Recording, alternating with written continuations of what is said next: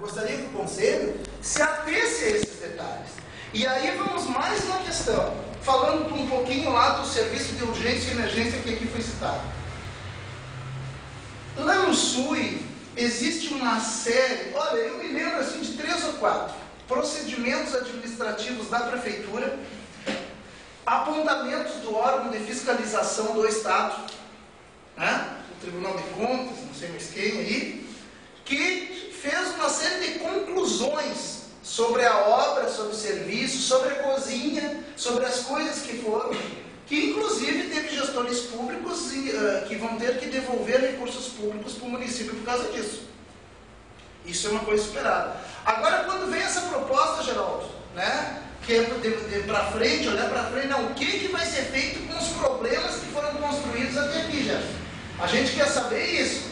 Por quê? Porque se você fizer, por exemplo, tu esteves visitando o SAMU, né, Geraldo? Se tu visitar o SAMU, você vai encontrar o seguinte, você vai encontrar 3 ambulâncias novas, ambulâncias velhas, uma estrutura toda sucateada.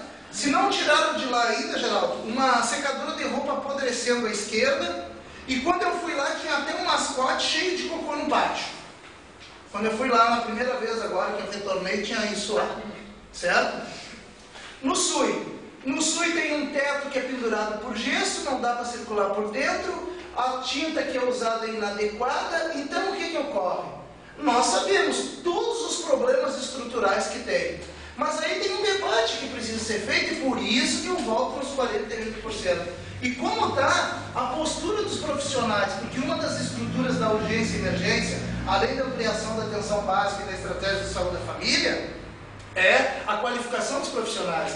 E a qualificação dos profissionais tem uma série de coisas na urgência e emergência, que são temas delicados. Por exemplo, senhor Esmeraldo, há um processo de trabalho que entende que a sua categoria não pode trabalhar no SUI, que auxiliares de enfermagem não podem trabalhar em urgência e emergência, que a sua categoria não pode trabalhar em ambientes fechados. Quem quer fazer esse debate? Outro debate que precisa ser feito. Nós não vamos mudar de opinião, senhor Rafael, certo? Só que nós também somos funcionários públicos, nós somos contra a precarização e a terceirização do serviço. Eu sou um sujeito a favor do serviço público, do concurso público, do processo seletivo público, nunca escondi isso. Aí tem que ver, tem um serviço de cooperativa, mais adiante tem que exigir um concurso.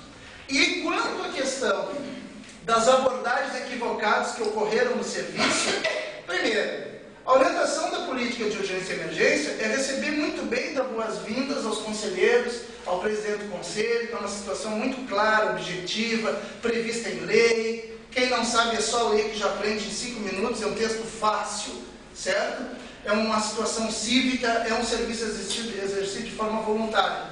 Porém, a gente tem 2 escolhas às vezes. Se tu está na frente, se está diante de você alguém que não entende o papel do conselho, às vezes tem que ajudar e orientar. Não adianta ir para o debate, porque nós corremos o risco, sempre que nós vamos para o debate, de engrossar o caldo para mais acirrar o debate, acirrar o debate, acirrar o debate. Certo? Então, assim, ó, a gente vai estar à disposição, realmente, estão adiantando na hora, Rafael, eu quero dizer que está sendo feita, eu quero dizer alguns encaminhamentos. Na próxima quarta-feira, que não esta agora, na próxima quarta-feira, vai ser apresentado para a direção da Secretaria da Saúde a proposta de enfrentamento para a política de urgência e emergência. Vai ser apresentado também para a diretora do Departamento da Atenção à Saúde a mesma proposta. E depois vai vir aqui, vai ser apresentado, porque foi feito um ofício lá para a Secretaria, o secretário Laone, inclusive, chamou junto com o secretário Jones, e foi conversar nesse sentido de fazer a apresentação aqui. Só que todos esses enfrentamentos vão exigir ações de vários atores, dos conselheiros, da gestão da Secretaria e dos profissionais de saúde.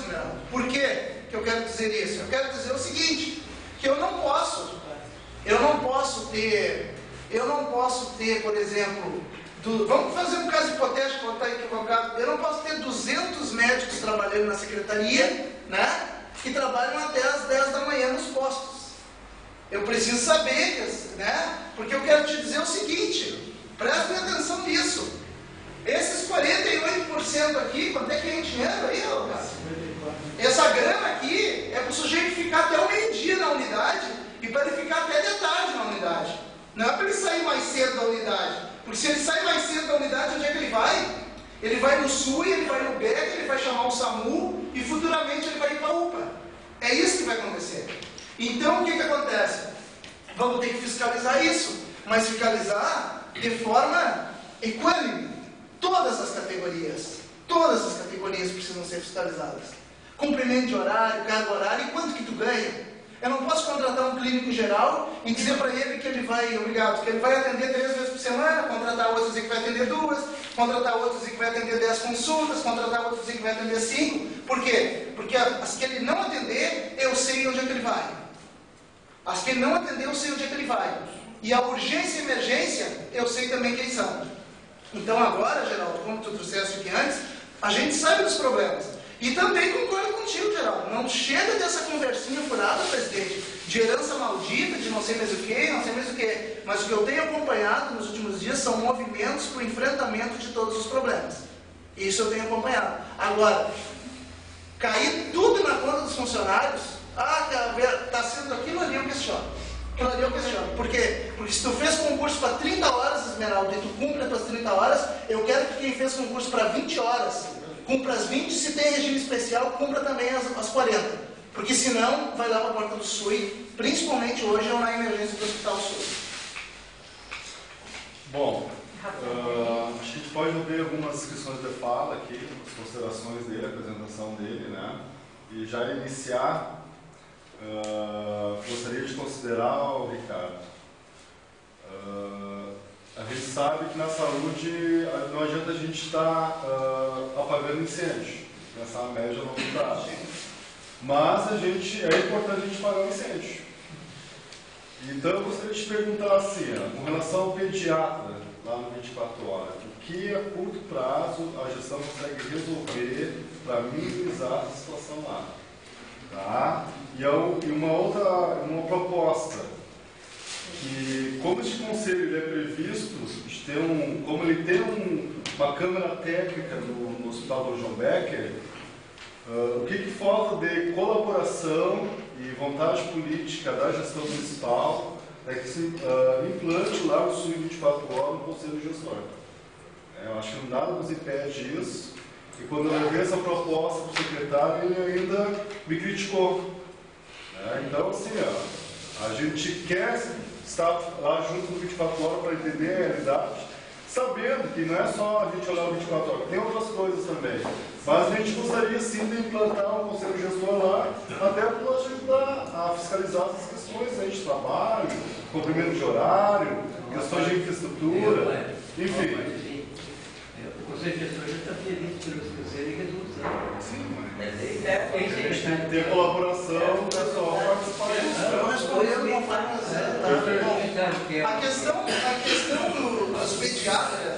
A questão dos pediatras é muito objetiva.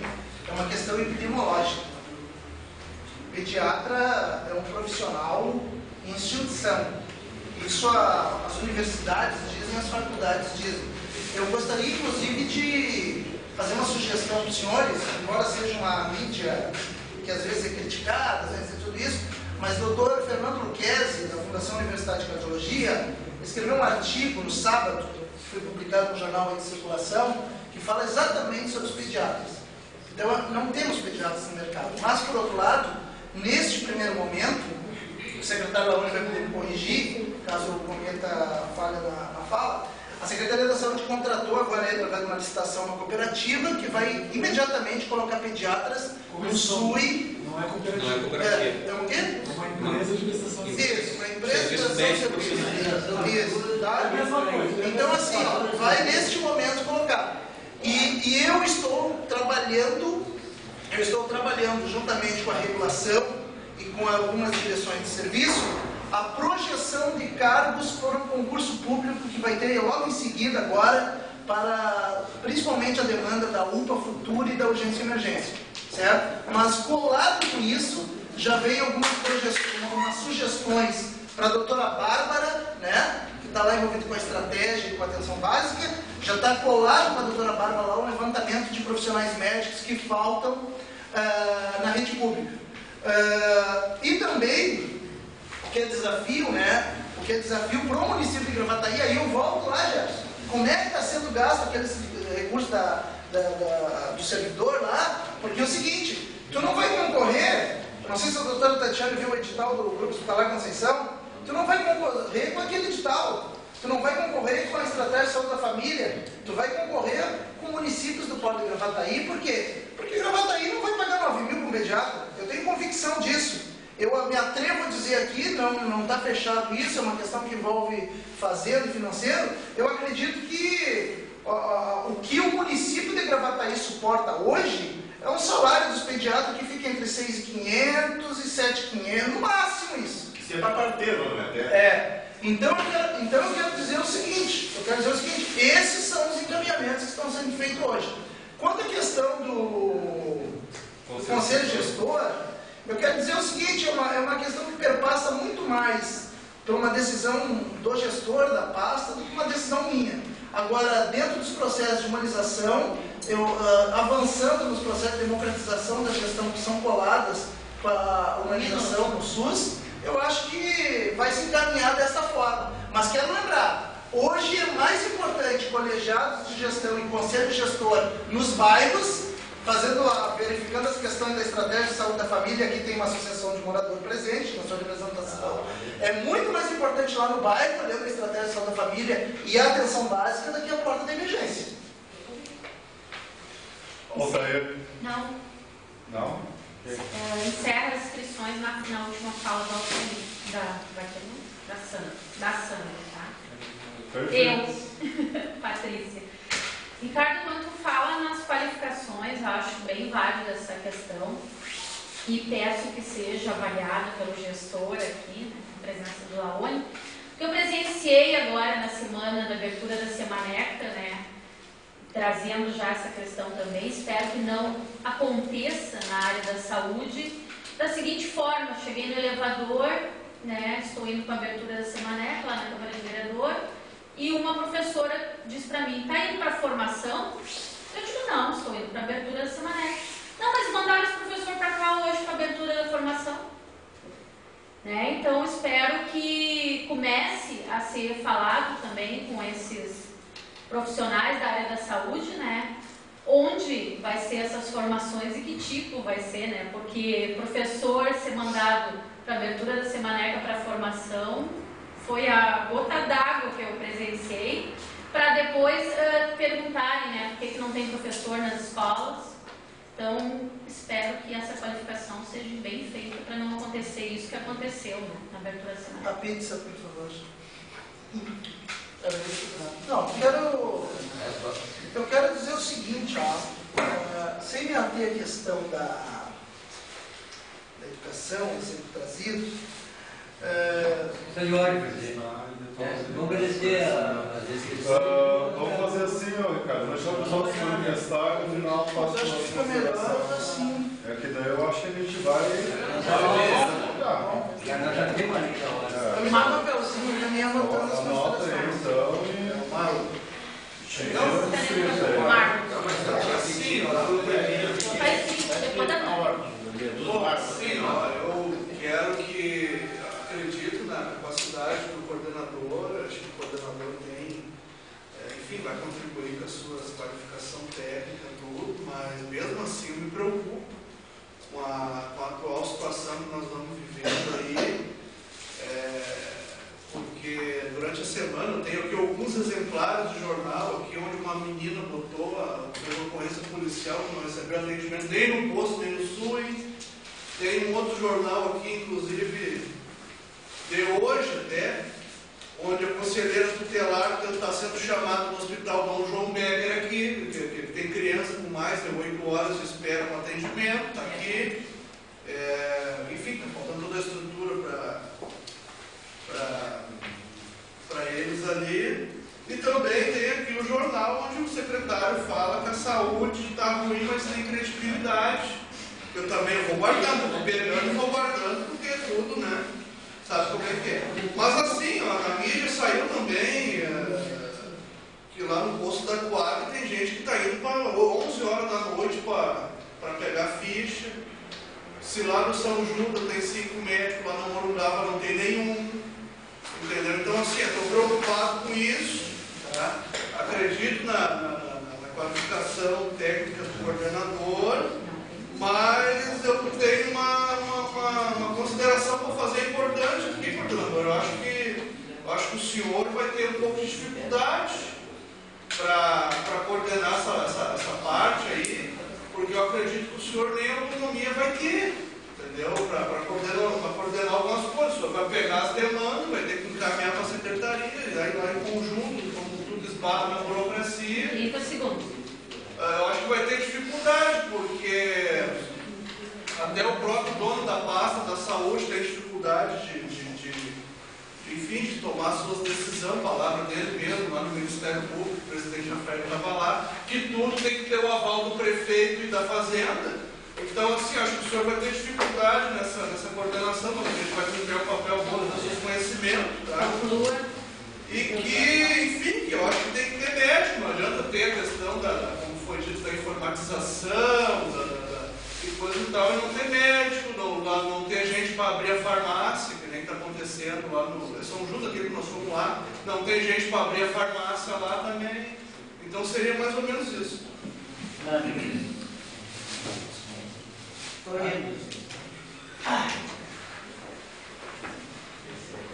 Bom, eu fico feliz em saber que o Ricardo está de coordenador, porque eu sei da capacidade dele. Da urgência e emergência. Desculpa, urgência e emergência. Eu sei da capacidade dele. Mas não basta só a gente ser capaz. Muitas vezes a gente fica amarrado, com os braços amarrados. Né? Depende dos seus superiores do canetaço. Mas eu quero dizer o seguinte. Tecer primeiramente um comentário, pegando o gancho da Patrícia. Eu também estava na abertura do Semanex, fiquei muito triste, porque o senhor prefeito enviou um representante, ele fez a sua fala e foi embora. Não ficou ninguém lá. Num assunto, num tema de extrema importância e necessidade. Não tinha ninguém lá. Nem representante da Secretaria de Saúde, que está diretamente ligado. A secretária da Educação também se retirou em seguida. Então, é só para foto. Tá? Por aí se tira o mapa do restante. Segundo, eu me inflamo assim, eu fico nervosa, eu fico até raivosa. Me desculpa, secretário, mas é verdade. Conselho gestor já foi aprovado por esse conselho em 2004 ou 2005. Não tem que pedir permissão para ninguém para instalar lá dentro até fugada. Lá de 24 horas. Compete a nós do Conselho tomar essa iniciativa. Não depende do prefeito, nem do secretário de saúde, de ninguém. É esse Conselho. Fica registrado isso e peço que fique em ata. Concordo plenamente. Isso aqui não precisa ser evidente para saber e nem fazer uma pequena amostra. Saúde da família é educação básica. Sim, é essa a origem. Que desemboca tudo lá. Desemboca lá, mas isso aqui é médio e longo prazo. Nós precisamos saber o que será feito de imediato. De imediato. E esses 200 médicos estão concentrados onde? Um minuto. Ali na Bom Sucesso, passa lá agora, já tem no mínimo 2 pessoas reservando lugar no posto para ficha.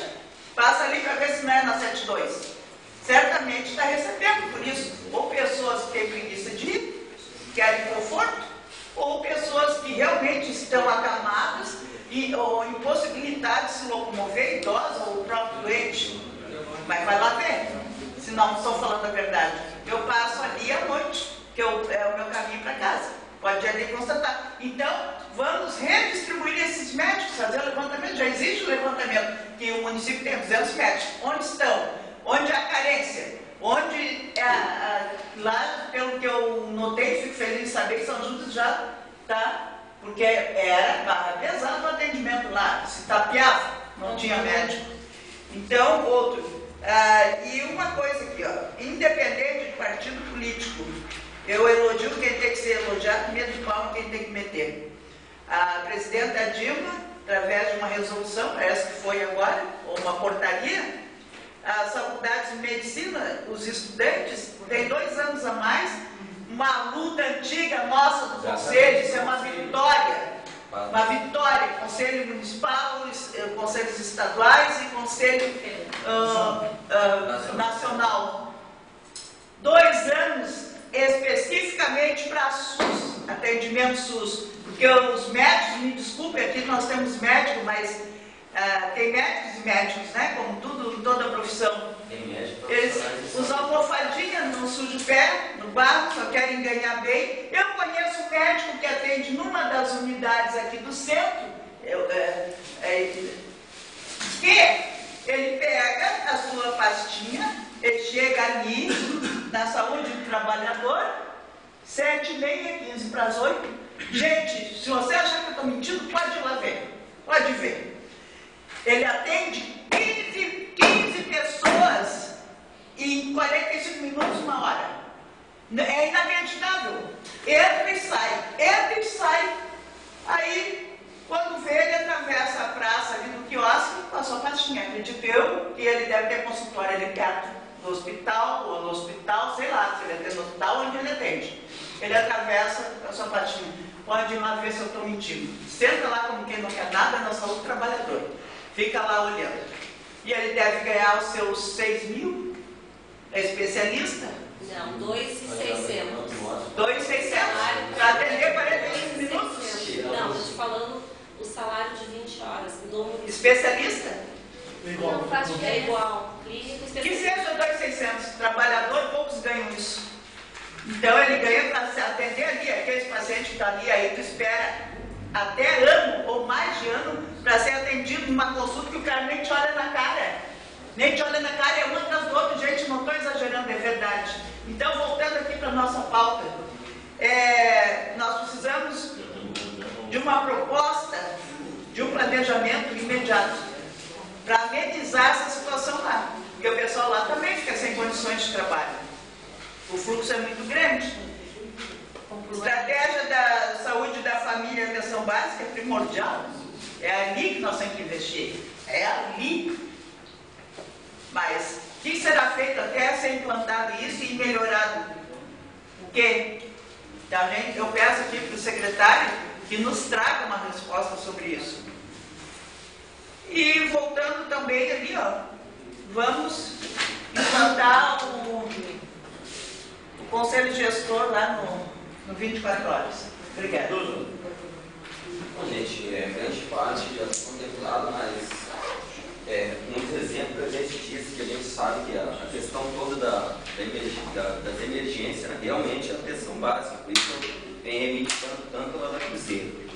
Mas eu tinha me pegado junto que para a gente ver que toda essa parte que pega o assunto do investimento, quando o Gerson falou dos 10%, mas nós não se atendeu por uma coisa que a gente veio brigando agora. Nós temos que inverter o processo do investimento. Não adianta investir 10% sabendo que 68% vai para a saúde suplementar, que se chama particular. Mas o médico particular vai ficar mais caro, mas ele não vai querer atender no SUS. E aonde que vai ficar? 24 horas emergência, sempre sendo superlotado. Se nós não conseguirmos inverter esse processo, que a gente sabe que está aí, que é uma herança maldita, que a gente ficou quando foi feita a Constituinte, que todos nós lembramos que na Constituinte, antes de ser criado o SUS, só atendiam, nós éramos tratados como é que até tinha até pouco tempo, né? Quando tinha aquela cadeirinha amarelinha, indigente, né? Era só trabalhador. Então eles mudaram um pouquinho, criaram o SUS, mas deixaram com quem? Com eles a grande fatia da verba de aplicação. Então você pega, por exemplo, 10% de aplicação em cima de 68 e de 32, como é que fica? O SUS é 32. E aí? Para onde que vai o maior dano? Para acontecer o que o Telmo falou no começo. Fim de semana e feriado, particular não atende, gente. E quando muito vai ter aqui, o que o Becker é? O Becker é filantrópico, ele presta serviço para o SUS. Quem é? Eu passei por isso. Quem é que eles dão a prioridade? É lá no particular e assim mesmo tem um médico só. Então, se nós não começar a fazer uma luta, né, através desse conselho caminhar, não adianta emenda constitucional 29, vem dizendo isso, desde das conferências de saúde, se nós não inverter o processo de investimento. Pode aplicar 50%, Se 68% vai para outra parte lá, que realmente é contra nós, cada vez ele se fortalece mais, porque assim, ó, se eu ganhar mais, eu vou aparelhar mais o meu consultório. O que vai acontecer? Eu vou cobrar mais caro. Então, para te comprar meu serviço, né? Vou te cobrar mais caro. É isso que vai acontecer. Isso que tu falou a respeito do médico, nós conseguimos tirar um através da comissão, né, Theo? Que tinha um médico que fazia isso antes do trabalhador. Mas resultado, nós não conseguimos tirar esse. Fala, sabe por quê? Porque não tem ninguém que quer ir para lá. E vigia para nós, olha, pelo menos tem aquele ali que só olha para esse cara. Só para te ter uma ideia, o laudo dele, eu não apresento o laudo dele, porque não dá. É meio risco. Que é pior ainda para o trabalhador que fica, tem trabalhador 2, 3 anos sem receber um centavo. Está admirado por aquilo ali, nós da comissão, nossa comissão fomos para cima, conseguimos tocar. Isso que na época era o Carlitos, ainda era secretário. Quanto tempo? Só o Carlitos já está em 2 mandatos de vereador. Quanto tempo nós trabalhamos e a gente não consegue mudar, porque não tem, se tira ele, fica sem ninguém. Que é isso aí que a gente fica nas mãos. Conclua. E que a gente fica nas mãos, que está por fora. Eu gosto muito de dizer médico, hoje não existe mais. Existe profissionais de saúde. Então, quando você é profissional, quer ganhar. Existia médico na época que eles trabalhavam no interior, trabalhavam aí com truca, meia dúzia de obras, isso faziam para eles. Eles lá até visitavam as famílias, sabiam os nomes das famílias. Agora eles não conseguem nem saber. Quando tu sai de dentro do consultório e volta de novo, ali não sabe foi contigo que ele está atendendo. Nós não sabem, porque eles não olham para ti. Mas eu acho que entendeu? Não, a gente não está falando generalizar, mas aí é que está. Quando a gente fala, eu não estou generalizando, eu estou dizendo o que acontece, mas a gente está falando aqui, eu sei uma denúncia de uma menina ali que tem um médico, que ele bate, que ele vai lá, não é o ponto ali, leva o dedinho ali, coisa. E sabe o que ele sai a fazer? Passear com o cachorro para depois voltar para a clínica, tem isso. E aí? E o que adianta nós fazer isso? Mas ele tem nome, é isso. Não, mas ela já tem que fazer, mas não adianta não fazer mais. Conselheiro Ventoso, por gentileza. Pessoal, assim, ó, tem quantos aqui? 4. Nós temos 4 pessoas. Essas 4 pessoas vão se manifestar. Se der tempo, o Ricardo fazer as considerações. Esse é o final. Quem é o próximo? Altair. Não. Eu conheço o Ricardo e sei de todo o conhecimento e a competência do Ricardo. Mas eu também sei que isso só não basta. Ele vai chegar lá no secretário, que é arrogante, um cara arrogante, que nem tudo que o Ricardo vai propor ele vai aceitar. Né? Eu fiquei sabendo uma coisa do Carlos ali, que está em processo de encaminhamento de uma terceirização. Isso passou por esse conselho. Nós somos radicalmente contra qualquer terceirização do SUS. Isso é um atestado de quem propôs isso. Já tem um cooperativo no SUS. Mas é uma incompetência de quem propôs isso. Vocês imaginam eu ganho R$1.000, sou incompetente para fazer o rancho na minha casa. Vou te contratar com o mesmo dinheiro para te fazer o rancho para mim, vou te pagar. Sem competência. Se tu não pode pagar 9 mil para um pediatra, vai pagar para uma firma pagar 9 mil para o pediatra de graça. Então é atestado de incompetência. Quem propôs esse negócio? Outra coisa, presidente. No dia que a gente criou, através de resolução, que tem força de lei, não precisamos de aval de secretário nenhum. Um minuto. Não vou parar um minuto. O Petrucci falou 2 horas. Nós criamos uma resolução desse conselho que criou a Câmara da Tecla e todos os conselhos locais e o conselho gestor. Não precisamos pedir permissão para ninguém para fazer isso, colocar em prática. Entende? Esse mesmo médico, cadê a Nani? Nani, esse mesmo médico, eu cheguei lá, eu cheguei lá com uma ecografia dizendo que eu tenho tendão do braço arrebentado. Ele não olhou para mim nem para a ecografia, mandou tomar remédio na dor e nós estamos arrebentados até hoje. Empurrou um pouquinho a trabalhar. Tá? Então são esses médicos que a gente tem. Outra coisa para encerrar, o Ricardo trouxe um dado que tem 250 médicos na secretaria. Onde é que estão esses caras? Não. aproximadamente 200. Tá, mas já eles estão. Que não tem ninguém no posto, não Vocês tem têm ninguém que... no caminho. Eu não sei, eu sei que tem mais ou menos isso. Então, cara, põe esse cara trabalhado. Pelo amor de Deus. Esmeralda. É o Esmeralda. Pessoal, tem situações aqui bem claras. Então, tem duas situações aqui bem claras. Primeiro, nós temos e devemos fazer o prefeito e o gestor de saúde respeitar o Conselho Municipal de Saúde. Não importa a pressão que venha. Eu sou funcionário e não tenho medo de pressão, porque eu sei meu papel aqui dentro. Então eu não brinco aqui dentro. Segundo, ouvi dizer que vai ter uma cooperativa, uma fundação, uma empresa que vai fazer um trabalho de pediatria. Não, peraí, não, eu ouvi dizer que vai fazer. Aí assim, ó, o município não vai poder pagar um salário de 9 mil. E a empresa vai pagar. Porque a hora da empresa vai ser mais alta do que aquela fundação que tinha a 154,75, se não me engano. Depois foi para 126 e alguma coisa. Baixou um pouquinho. Para aí. É complicado.